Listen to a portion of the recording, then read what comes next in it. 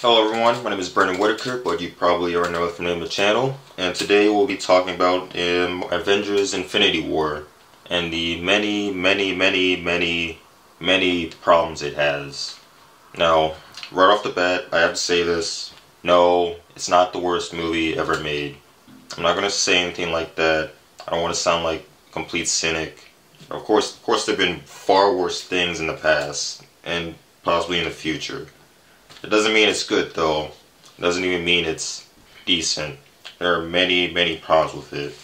Now, first and foremost, of course there's going to be spoilers to this, because we're going to be going into a very deep dive with this. And I mean a very deep dive. Alright? And alright, we can begin now. Alright, so this takes place, this starts off where Thor Ragnarok ended, where every single Asgardian has left Asgard, as Surtur is destroying it. Thor has managed to salvage all of his people. He's managed to save everyone, as that is his destiny. But then it starts off with Thanos just basically killing everyone. So, Asgard didn't really mean, Thor Ragnarok didn't really mean that much, I guess. The ending didn't really matter because at the end everyone was just going to die anyway. So I guess Ragnarok is just something you can just skip. To anyone who wants to watch the compendium of the MCU, you can skip Thor Ragnarok knowing that they're all just going to die during Infinity War. And this is how we are first introduced to Thanos.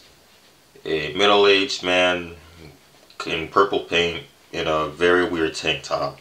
Now, Josh Brolin plays the role of Thanos, and he really was the guy for the job. I don't know. His voice isn't anything like previous movies. It's softer for some reason, and it's more bland. It doesn't have anything to it. It doesn't have personality. And after that, we see the Cull Obsidian, or Black Order, as people call it.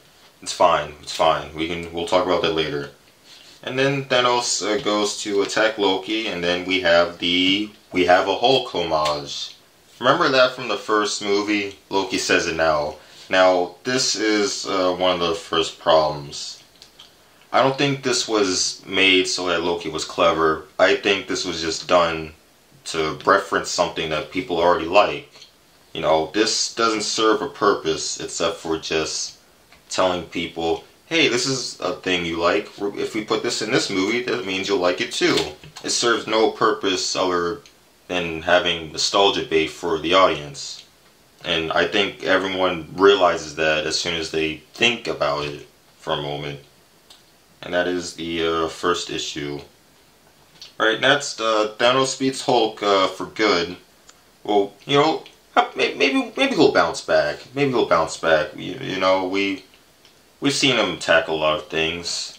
Maybe Thanos didn't beat him for good. Maybe he'll have that moment of redemption for sure in the sequel. We'll see. And after that, Loki gets killed by Thanos by asphyxiation. Cue the montage of all the times Loki's cheated death.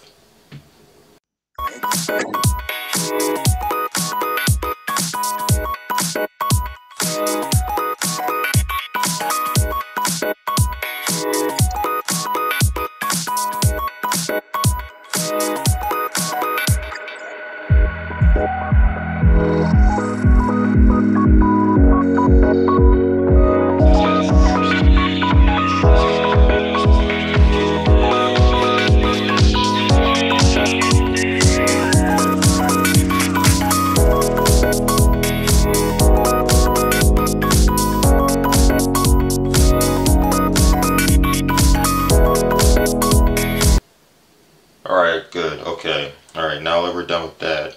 Alright, in the next scene, Stark and friends show up, and he meets Doctor Strange. Now, we have not seen him talk or meet with Doctor Strange except for this one moment.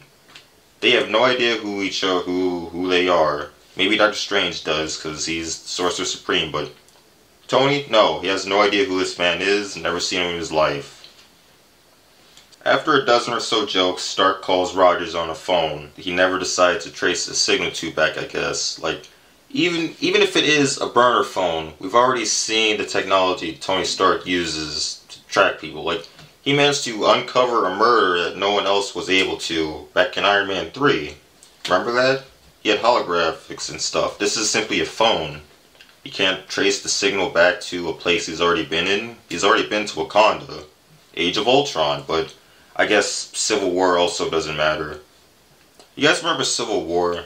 You guys remember when they both fought each other and basically Cap was defending Bucky, the man who killed Tony's parents, and Tony said he didn't deserve the shield that his father made for Cap? Yeah, that all just went away. I guess all the anger's gone. Tony didn't really care for it. He just couldn't be bothered to hack that phone, I guess. It was a burner phone after all. Alright, next scene, Black Dwarf and Ebony Maw show up for the from the Cull Obsidian, or the Black Order.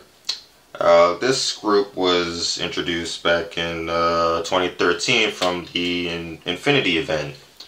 I actually have the book. I've read all of it, and yeah, it's not this movie. It's not this movie at all, really. It's just in the name, but not really. It's Infinity, not Infinity War, but I guess it didn't stop them from using these characters that have been introduced 5 years before this. Also, I just want you to remember, Adam Warlock was scrapped for 5-year-old characters of a single comic line. Just remember that. I just want that to sink in. No Adam Warlock. You get Cull Obsidian. So, in that scene, Iron Man has his Arc Scarab turn him into Blue Beetle. He's just Blue Beetle. Like, I get that people are going to say that, oh, Blue Beetle is a ripoff of Iron Man, or they're just similar but not the same, but no. The first Blue Beetle was in the 30s. While he is not like the Blue Beetle we have today, you can't take that away. Plus, there are differences between the characters. Blue Beetle's thing is more of sort of like a techno-organic mechanism. Iron Man's thing is, well, it's iron. It's freaking iron. Iron doesn't move like a liquid. It doesn't do that. His excuse is it's nanites, which is basically what Blue Beetle is. It's just Blue Beetle. They made Blue Beetle again, and I'm sick and tired of saying it, but I guess people don't care. I'm not even for this DC versus Marvel race. It's just the same thing. They even do the same things with it, but I'll get back to that later. It's fine. He's just Blue Beetle for now. Alright, so after turning on his nanite thing, Iron Man does a fusion attack with Doctor Strange. He's never learned because they just met. Now, I guess this was only done to wow the audience. It makes no sense at all. They never met each other. They don't even know what they can do, but I guess Iron Man somehow found a way to do this magic repulsor attack with them in 5 seconds flat. Hey, you know what? Good instinct. You know, a hole's a hole. That is good instinct, Tony. You guys remember Iron Man hates magic? I do. Yeah, for a character to hate magic, and then do a magic spell with a person who he's never met before this encounter, it's not Iron Man, is it? It's not Iron Man. Okay, so we have our Blue Beetle who loves magic now, and then Iron Spider comes along and gets his new Iron Spider suit. Now, what I mean by this is, people are going to hate me for this, but I don't care. This is not Spider-Man. He's always been Iron Spider. Every single movie Tom Holland's been, hasn't been Spider-Man. He's been Iron Spider. It's the same concept. He has this technological suit that does everything for him. Okay? Let me just get this straight. Spider-Man does not have a remote control spider drone. Spider-Man does not have electrified webbing. Spider-Man does not have an AI service in his head speaking to him. Spider-Man does not have 100 or, I don't know, 1,000 different variants of webs. Iron Spider has that. As a matter of fact, can anyone actually tell me the difference between this Spider-Man and Iron Spider besides the robotic spider legs? Can anyone tell me any other difference besides that? Because I can't find any. That's really the only thing that's new. Everything else is just the suit he already had. It just has robotic spider legs. It's still the same thing, just with a little flair. Alright, after a dozen jokes later, we come to a conclusion. Thor has now met the Guardians of the Galaxy. We did it. After that scene's brushed off, Vision and Wanda are now facing against Proxima Midnight and Corvus Glaive. And they get beaten. Now, and after this, Black Widow, Falcon, and Steve Rogers come in and beat them. Now, how is that possible? I don't know. It's just the directors doing whatever they wanted to do. Those Russos. Now, we already know, I don't have to go over this. Vision and Wanda are very much more powerful than those three. So there's no real reason why they lost and the other three human beings won. Now, I already know someone's gonna make up this excuse, but it's wrong. It's wrong. It's wrong. But I'll talk about it. Corvus Glaive, Proxima Midnight have some kind of nullification powers on the effects of the gems, because Wanda and Vision, their powers came from the gems, but no, there's nothing in the comics that do anything to support that. As a matter of fact, in Infinity itself, the book itself, the gems were destroyed before they were introduced, so you can't say that. There was no such thing as gems when these characters were introduced, so you can't go to any source and say that, yeah, they have this ability. No, they don't have any effect on the gems, the stones. They can't do anything. Everything they do is just them. They're simply soldiers. They shouldn't have been able to beat Vision and Wanda, but not be able to beat Black Widow, Falcon, and Steve Rogers. It's stupid. That's the only way of saying it. It's just stupid. How do they Proxima Midnight lose her staff that it's literally a dying star? Yeah, you got that right. Steve Rogers caught a dying star in his hand. The thing should weigh a whole lot more than it does. It's ridiculous. And thus we have Gamora's origin, along with Thanos' motivation. Now, Thanos talks about balance while also wanting to eliminate half a universe. Now, those two things don't go together at all. You can't have balance if you're literally taking one half of a side. That's not balance. That is one side taking all. That's one side still remaining while another is gone. That's not balance. Balance is literally two halves coinciding together with one another. If you take away 50%, that's not balance. It's 50%.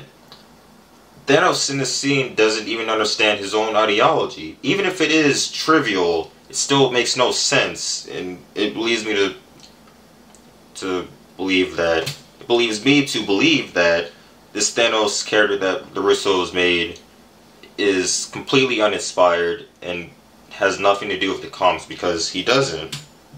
He has nothing to do with the comics. This version of Thanos isn't like anything we know.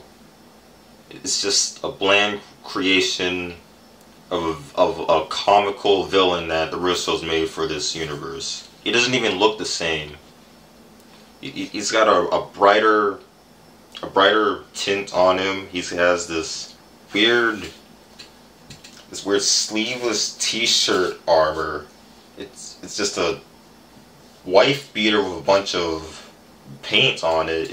It's not the same Thanos we saw. His freaking helmet isn't even the same. His other one was more so like darker tint and a little bit of blue in there, but no, it's just some golden armor you see in, I don't know, some Destiny game. It's completely uninspired, but don't worry, we'll get to that. Alright, in this same scene, Gamora's looking for her mother, and then she sees a bunch of people get killed, but I guess she doesn't think to see if her mother's in there. Instead, Thanos just turns her away to play with the knife. Now, I understand what the Russos are trying to do with this, but they dropped the ball almost immediately. You set up this girl, this character right here, who's trying to look for her mother, the one thing she needs most in the world, and then you have this other person who she's just met, does not trust because he's taking over this world. You have him distract her, and she doesn't bat an eye at all. She doesn't bother to turn around at all the people shooting guns. She hears the gunfire. We already seen her turn around to see it. We're just supposed to take it. We're just supposed to accept that. Oh, Thanos just moved his hand and made her play with a knife. No, she's just stupid. Some character has to be stupid at some level for this to work. So that's basically the conclusion. Gamora was just a stupid idiot. Even if she was a girl, it's still ridiculous. Like, I'm not accepting this. This character that you've brought up, and now you're telling me her origin is she just didn't really seem to care. Riveting. Alright, after a few dozen jokes later, we get sent to nowhere, where they meet Thanos. The Guardians of the Galaxy meet Thanos with the Reality Stone. He controls reality. He controls reality, but he still needs the other stones to wipe out half the universe, even though he controls reality. Now, this is when the movie breaks itself, or the Russo brothers breaking the movie. This is past the point of no return. You simply cannot fix this. You've changed Thanos's origin so much that his character doesn't even make sense. And not only does his character not make sense, the very stones he wields, or is trying to wield, don't even make sense. In the original origin of Thanos, he didn't wield the stones because he wanted to wipe out the universe.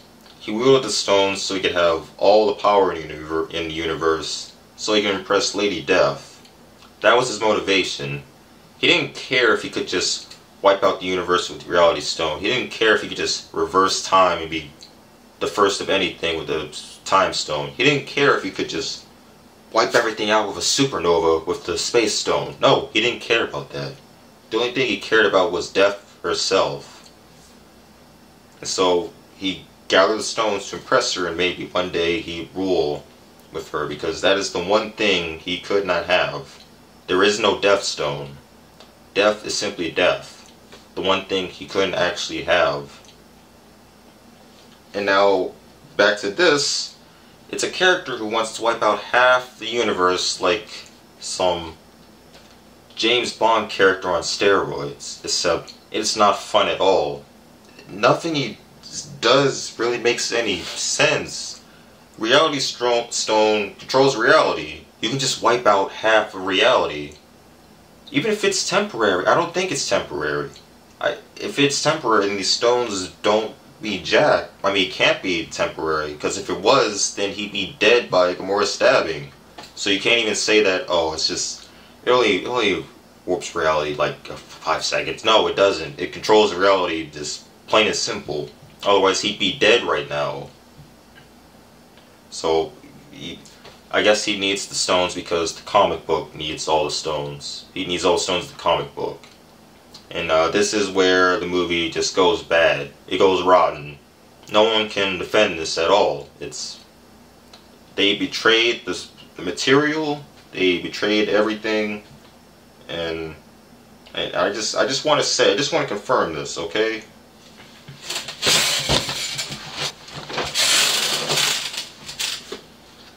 I've had this book for 4 years now. I've read it left and right. They take up, I'd say, 70, maybe 60% of whatever's going on in this movie from this. Nicole Obsidian, Thanos being Power Man, except it's much more bland thanks to the Russos. Most of everything just came from this book. None of this is inspired, none of this goes for the thing, and And not even that, the Russos just steamrolled over what Joss Whedon did. Now, I'm not saying Joss Whedon's good, I'm saying he had a plan. That is something you can never take away from him. When he started the MCU, Joss Whedon had a plan for everything. Even if Age of Ultron wasn't as good, he still brought up Lady Death in the first one. Like, if you watch the first one at the end credits cutscene, they say to challenge Earth to court Death. Lady Death already exists in this universe, but the Russos, in their complete incompetence, just brushed it over. They had no idea what they did. This is a thing that's been going on in Marvel for a while now. Like, you have Aaron Schafer not knowing who Mephisto was in WandaVision. You have, I don't know, the person writing Loki thinking Loki is genderless, even though, no, he's a god. He's a god of trickery. And not only that, he is a frost giant. He is male. Biologically, he's a male. You have all these people just writing things because they don't know their own source material. I'm not even a fan of Marvel. I used to be, but no, not anymore. But I know this. I know this more than they do. I know it more than the people writing this right now. And it's frustrating. Like, this is a complete train wreck, and I'm not even halfway done with this. So I guess I gotta continue. So yeah, Thanos isn't Thanos. He's just this bland character that doesn't really make any sense. Everyone is stupid in favor of the plot. And I guess we have to go on from this now. Alright, next, Peter is willing to kill Gamora instead of Thanos. Enough said. Alright, next scene. Alright. Thanos doesn't kill the Guardians, even though he killed all the remaining Asgards in the first, a few scenes ago, but I guess he just didn't want to kill the Guardians. Why? He doesn't even know the Guardians, but he just, you know, he turned them in like some cardboard or something, you know, silly string. Doesn't kill them though. You know, very inconsistent. He's already killed, I'm guessing, hundreds or thousands of a race. He basically wiped out a race of people a moment ago, and now he doesn't want to kill these people. Like, I guess he just couldn't be bothered. I guess Drax just needs to be here for the third Guardians movie, so we couldn't kill him off. It's just very, very frustrating. Right, and that scene is, oh, Black Canary's in this? Oh, wait, why is her hair, hang on a moment. Alright, look, I know I'm going to be frustrating a lot of people. I just said Iron Man's Blue Beetle, but this is very strange. Did anyone actually explain this? I actually don't know what's going on here. Like, why is her hair blonde? Like, I don't really know the explanation. I watched all of them. Like, I know the MCU, like, back of my hand. See, hair. I don't know why her hair is blonde. She just looks like Black Canary now. And we all know that Black Widow is just Black Canary. I don't think I have to explain that. Just standard boilerplate. The same character, except no superpowers. But now she has the blonde hair and just looks like a cosplayer. I don't know what this is, and I don't like it, and I don't want to be here anymore. But I guess other people do. I mean, this movie made $2 billion. I'm not going to repeat that. I just want you to remember that, though. Alright, after a few dozen jokes later, we get a much more clear look of Thanos' outfit. And I've already said this, but I'll say it again because it's frustrating. It looks like a generic, armless suit, like a tank top or a wife beater. It has no imagination put into it. You couldn't be bothered to put a little armor on his arms, because he has that in the comics. Even in Infinity he has it basically. Like, I can show you right now. He's at the very end because he's the boss. See, look at that. There. That's Thanos. That is Thanos. That is Thanos. Look at that, Russos. That right there is Thanos. Not this sleeveless tee Homer Simpson dunked in purple Kool-Aid. You gotta be freaking kidding me. This version you made was a joke. You people ate it up. And just to add to that, Brolin's voice, it was pretty good in Guardians of the Galaxy 1. Most likely because we didn't even hear it that much. He only had a few lines, and even in Age of Ultron he had just one line where he said, "Fine, I'll do it myself." Even though we come to realize, no, he didn't do it himself. He has many Ravagers. He has the Cull Obsidian, because the Russos, I guess, just stumbled on the comic at the same time that I did. Literally, they probably stumbled on this book the same time I did when I was like 14 or something. It's a joke. Where's my $1 million? Brolin's voice, now that you hear it more and more, it sounds like that of a middle-aged dad. And that is what Thanos is in that, but it sounds like... This sounds very uninterested, especially with that insect line. I guess Brolin really needed the paycheck, but that's fine, it's fine. People know him now, even though he never actually showed up in the movie, so... Yeah, no one really knows Josh Brolin. Okay, in that scene, Thor gets a new eye because his character, I guess, just doesn't matter. You know, it doesn't matter that he lost the eye in Ragnarok. It doesn't matter that he lost Mjolnir. You know, it doesn't matter that he lost his eye and he no longer needed Mjolnir to wield the Odin Force, which was him resembling his father, Odin, who passed away. That doesn't matter. You know, it doesn't matter that it was just to show that he was becoming like his father. No, now he's just this Frankenstein of a character. They can just do whatever they want with, and we'll see that later on, actually.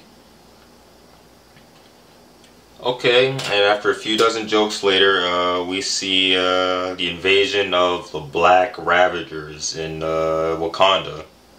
Now, hear me out for a moment. Look, the Ravagers, they were... Hang on a moment. The Ravagers were more so white in the comics. It was a mixture of black and white. Just like, it's not the best look of it, but I'm pretty sure you can find it on the internet. Yeah, they were more so black and white, but in this now, they are just black and flesh colored. It's like this thing they do with characters, you know.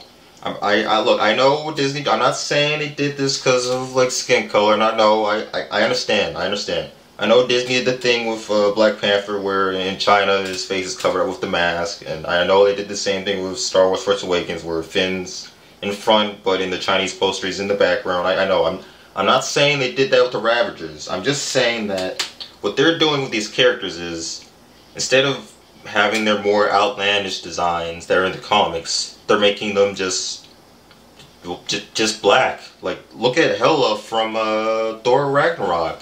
In the comics, she's just dark green or green, but in here, she is literally just black. There is just zero imagination put into it.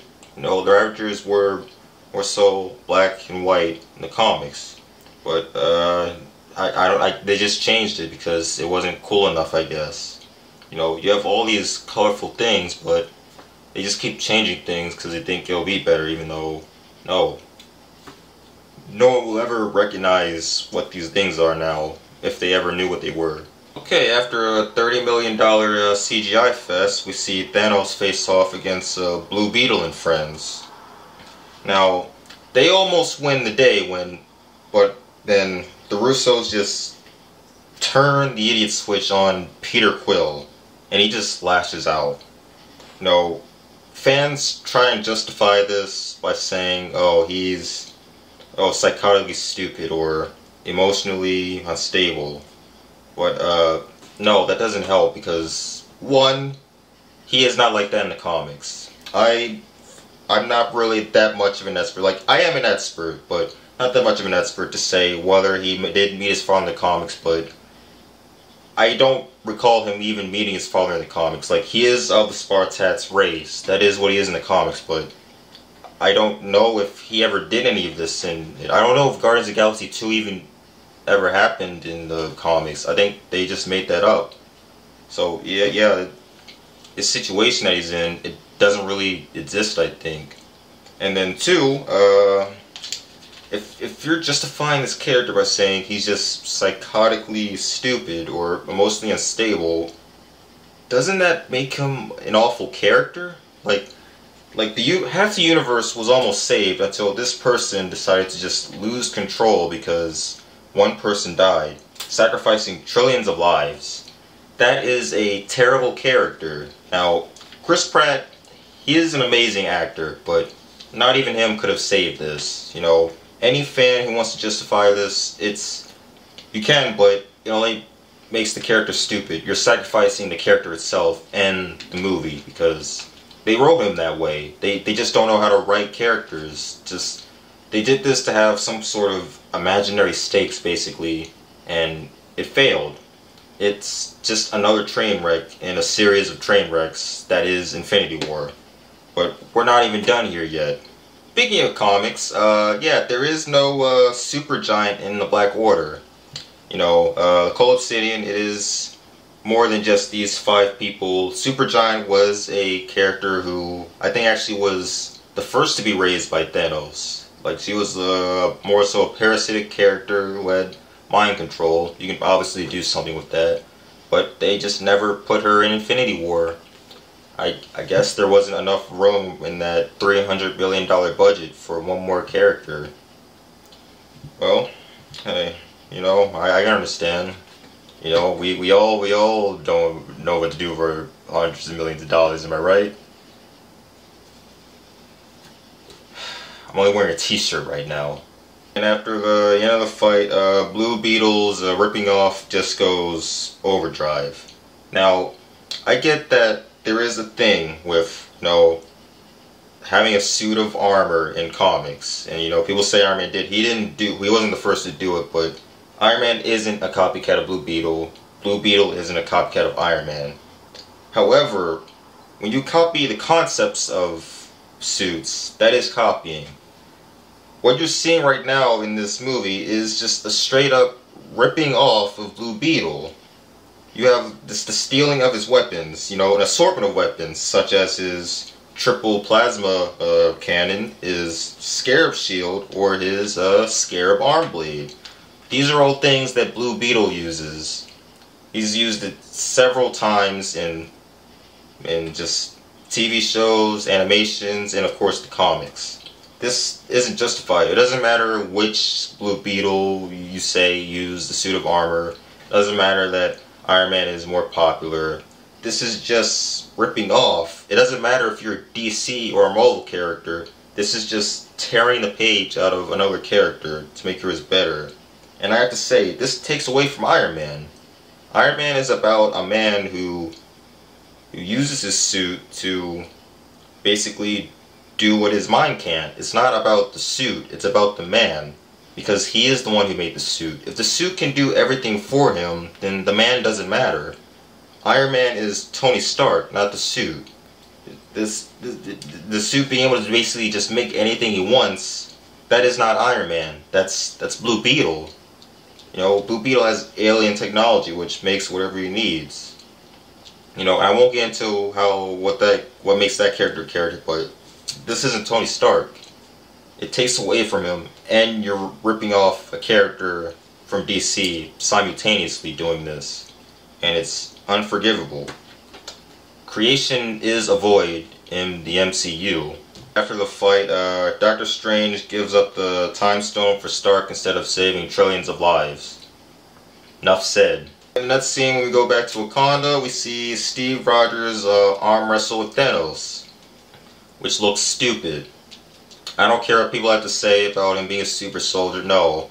If he can get knocked by Batroc the Leaper, or if he can get knocked by, I don't know, a bullet, no, he shouldn't be able to do that with Thanos. Especially since we already saw Thanos just beat up the Hulk just like 2 hours later, not even with all the Infinity Stones. Thanos has all the Infinity Stones right here with him. Steve Rogers shouldn't be able to do this. This is just building up some kind of imaginary tension that should have never been there. Like, hang on, let me get back to the comics. Hang on, I gotta show you all this. Look at this. Again, right here. Thanos is one-shotting the Hulk right there. Just right there, look at that. There's no reason, you really want to say Iron Cap can just take on the Hulk like that? No, he can't. And again, he doesn't have a shield in this, so you can't say that either. You can't say, oh, well, if he had a shield. No, he doesn't have a shield in this, which makes it even worse. This is a joke. You people ate it up. Alright, and the final scene where he snaps his fingers, I just want to say, he didn't make that up. You know, you're going to see a lot of characters snapping their fingers to make things happen in the past. Thanos didn't invent that. Just want you to realize that. Now, the scene where everyone disappears into the, you know, the dust or ashes, whatever you want to call it. I have to say this, and I mean this seriously. I really mean this seriously. Anyone who cried during this scene is stupid. Just plain and simple. You are stupid if you cried during the scene. Now I'm going to explain myself now. Now, you already knew these characters would come back to life, but you cried anyway. And now, I'm not saying you knew they were coming back to life. Not because, oh, you know, the good guys win, or, you know, it has to be this way, or, you know, they just wouldn't let their cash cows go away. No. Not only did they already say there would be a Black Panther sequel and another Spider-Man Homecoming, but they also announced a Guardians of the Galaxy 3 before Infinity War even ever came out. And you still cry because you forgot. You know, and I have a theory on why you did that, but as of now, you're stupid. You just did it because you're stupid. You know, don't say you got in the moment. No, there is no moment. All this is false tension. Okay? It says Infinity War Part 1 and Part 2. You know what that means, right? There's a Part 2 after this. They're not going to have a Part 2 with everyone gone. That's not how it works. It wasn't Endgame. No, it was Infinity War Part 2. You still cried. Because you don't know nothing. Alright, and that being said, I will explain myself now. Why you probably cried during that. You know, now, I've been a fan of the MCU for many years. Ever since I was, say, 12. You know, I watched all of them. Almost all of them. But, yeah, I basically watched anything that I thought was important, you know, just to see Infinity War before I realized what it was. I'd watch it. And when Infinity War came out, I was done with the franchise altogether. You know, I think this is a thing for children, basically. Like, I'm not trying to insult you when I say that. I really mean it. Think about it this way. Iron Man, the first Iron Man, came out in 2008. If you were, say, 11 when this first Iron Man came out, and you were to see Infinity War, you would be 21 years old at that point. And if you were watching this today, you would be 24 or 25 years old. You'd basically be a grown man. Now, you have to ask yourself, should you still be watching these movies that are PG-13? The answer, you know, I already know you're going to say, well, hey, entertainment's entertainment, but the answer is no. Because these movies aren't exactly made for your demographic.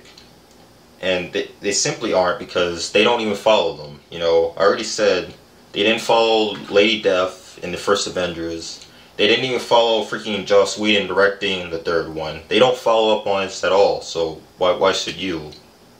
This is simply for kids, you know. Yes, the first ones were more mature, but as it goes on, they're more child-friendly. And I think that's what you have to realize. You know, it just boils down to, you have to learn to grow out of this, because I've grown out of this, basically. I'm realizing that I don't really need to see this to catch up on it because it's not really interesting, you know? Whenever I see it, all I see is my childhood, you know? And, you know, I go back to the old movies, but that's all I can say, you know? I really have to ask you this now. Whenever someone said they didn't like a Marvel movie, did it ever feel like a personal attack to you? Did it ever feel like they were saying that, oh, your interest or personality was bad?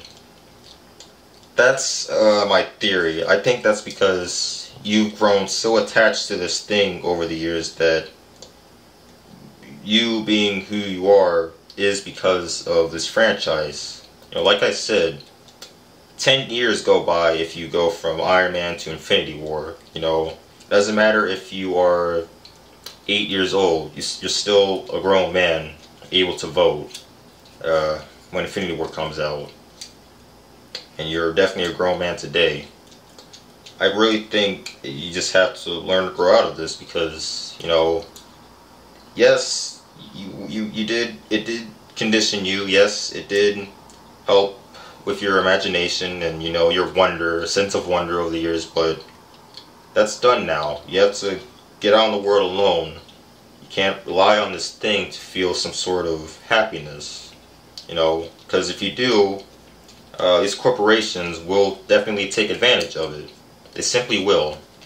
You know, and we're already seeing that with these Disney Plus shows. They're saying that, oh, you have to catch up on this so when you see the next movie, you'll understand it, even though that's not true, because these series are getting more seasons, so it's impossible to catch up on them. You can't catch up on something that has more seasons as the movies come out at the same time. It doesn't make any sense. You know, you just have to learn to grow out of this, and I know I've said that many times. That's because I need to drill it in your head. You know, you're not that kid anymore playing with Iron Man action figures and saying, oh, who won in a fight, Iron Man or Thor? You know, you just have to learn to grow out of it. You know, it's not who you are. You have to find who you are outside of this. You know, seeing Iron Man as a role model is not a bad thing. Seeing the Iron Man movies as your personality, now that's a bad thing. And that being said, I will get on with my final thesis of this video, and that is you're not allowed to criticize the MCU. Because you have many fans like this who are clinging to their childhoods because of these movies, they don't allow you to squander that. What I mean by this, you can even check on YouTube right now, where you have these rebuttals of, oh, this person's wrong about his own opinion. You know, with every PewDiePie why I don't like Marvel movies, there is a everything wrong with PewDiePie's I don't like Marvel movies. With every why the MCU feels empty by Vox, there is a why Vox's MCU video feels empty. With every Scorsese is right about the MCU, there is a Scorsese makes idiotic statement about the MCU. It's just how it works. You know, inevitably I will have a video on why I am wrong, and I will happily respond to every single one. JETSY, I'm looking at you. I realize that. You're basically the one doing most of it, and I'll be waiting for you. Happily. Because I'm definitely getting something out of this. So yeah, that being said, yes, I definitely will review Endgame. It only goes downhill from there, even though it doesn't feel possible. Everything is overexpressive and nothing is serious.